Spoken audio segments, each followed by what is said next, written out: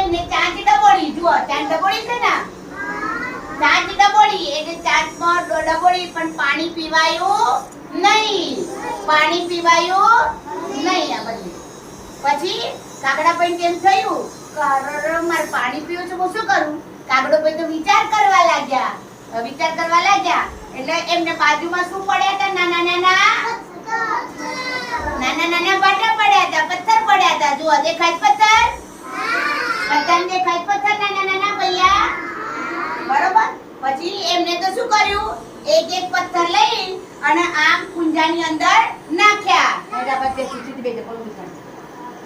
ક્યાં નાખ્યા? કુંજાની અંદર નાખ્યા. ક્યાં નાખ્યા? કુંજાની અંદર નાખ્યા, બરોબર. એક નાના નાના પથ્થર લઈને કુંજામાં નાખ્યા.